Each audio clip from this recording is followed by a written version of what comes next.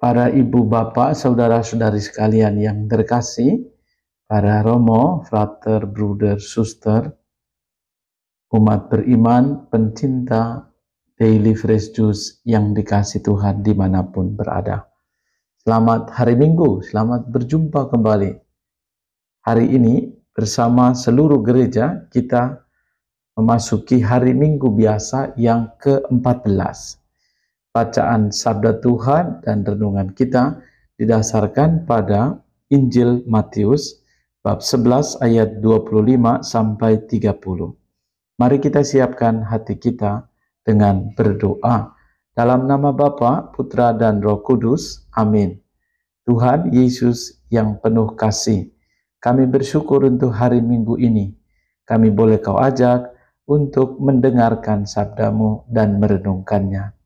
Engkau memanggil kami untuk menjadi pribadi yang mampu belajar dari-Mu sendiri. Karena Engkau bersabda, aku lemah lembut dan rendah hati.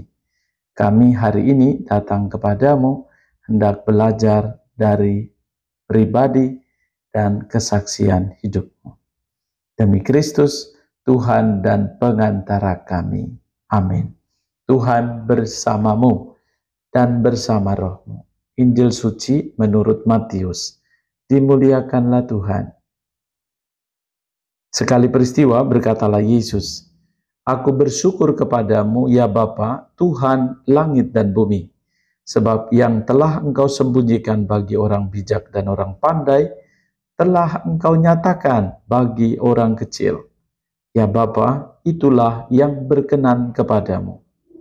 Semua telah diserahkan kepadaku oleh Bapakku, dan tidak seorang pun mengenal Putra selain Bapa, dan tidak seorang pun mengenal Bapa selain Putra, serta orang-orang yang kepadanya Putra itu berkenan menyatakan Bapanya.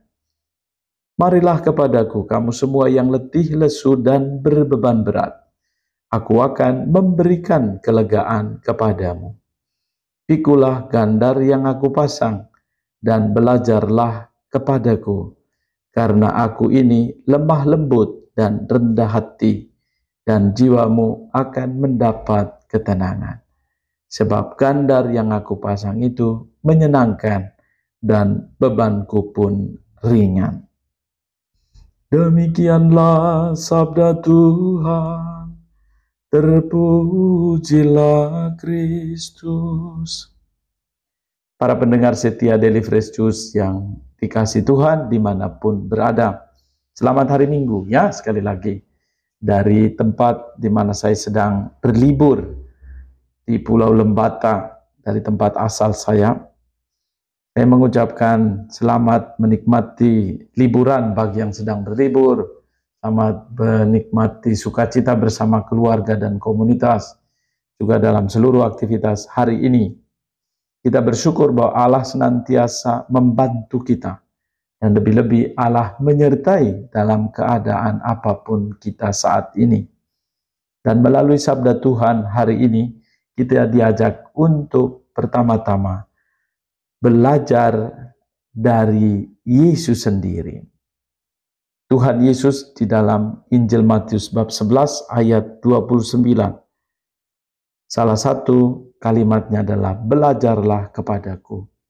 Maka hari ini ajakan bagi kita mau belajar dari Yesus.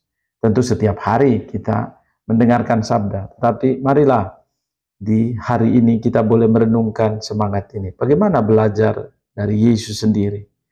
Kita sebagai pengikut Yesus menyadari hendaknya bahwa pola hidup Yesus, lebih-lebih hidupnya, karyanya, apapun yang dialami oleh Yesus sebagai pengikut, kita harus sadar bahwa pola yang dialami atau yang dihidupi atau jalan hidup Yesus sendiri akan perlahan-lahan juga akan ditempuh atau dijalani oleh pengikut Kristus. Atau lebih tepatnya adalah jalan yang dijalani Yesus juga menjadi jalanku sebagai murid Kristus.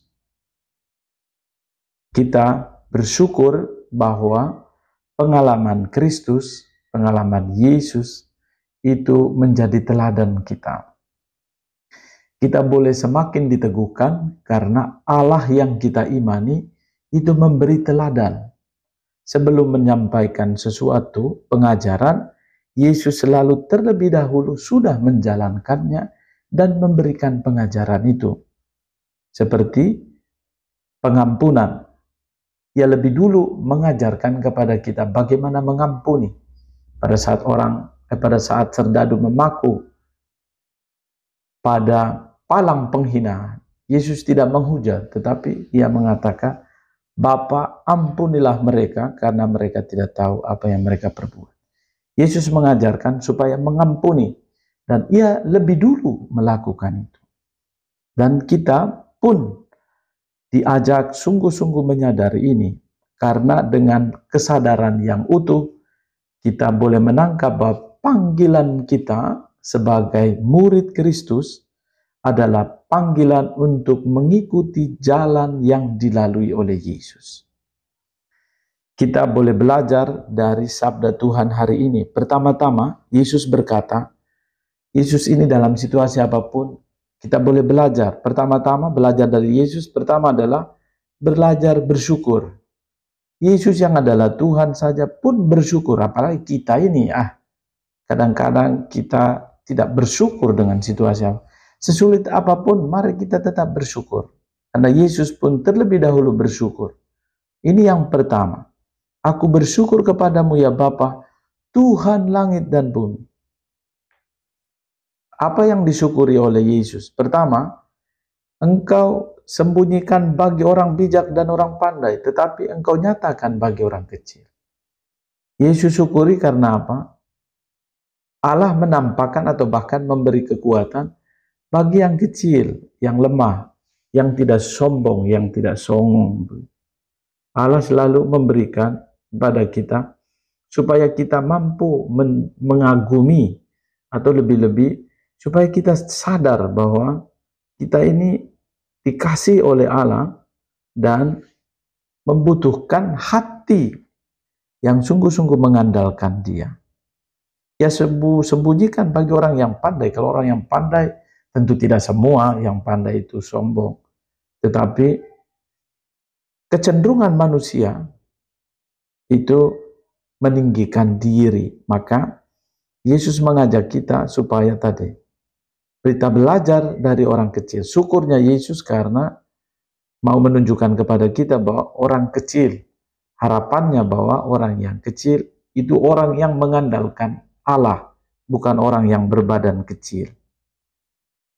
Tetapi orang yang sungguh merasakan ketakberdayaan atau ketidakmampuan dan mengandalkan Allah, itulah orang kecil.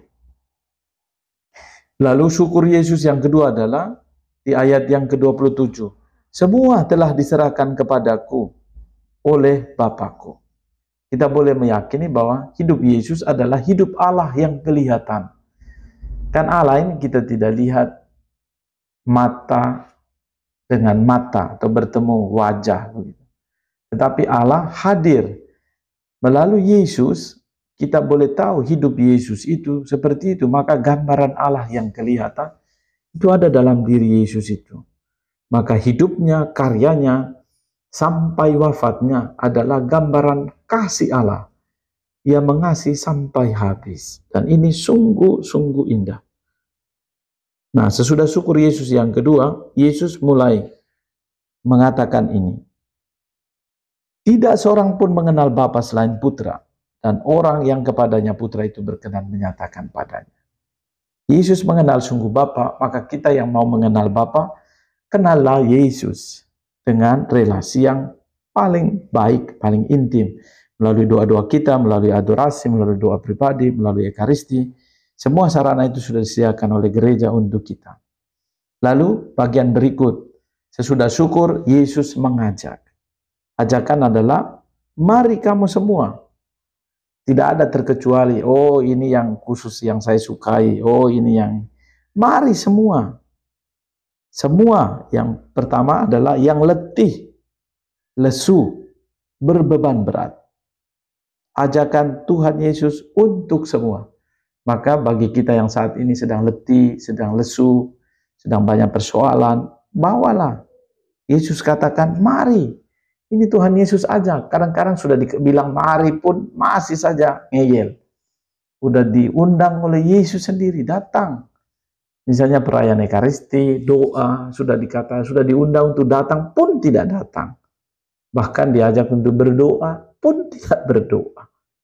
Semoga dengan sabda Tuhan ini, ajakan Yesus, marilah kepadaku, kepada Yesus yang memberi. Dan yang kita lihat ini indah sekali ya, kalimat-kalimat Yesus ini. Aku akan memberikan kelegaan kepadamu. Kelegaan kepadamu, kelegaan itu tadi itu rasa damai yang kuat. Meskipun kita banyak persoalan, tetapi rasa damai itu tidak akan hilang karena kita mengandalkan Dia, mengandalkan Yesus. Kelegaan itu seperti itu. Lalu baru Yesus mengumpamakan itu seperti kuk atau gandar, yaitu penjelasannya bahwa gandar atau kuk itu kan dipasang.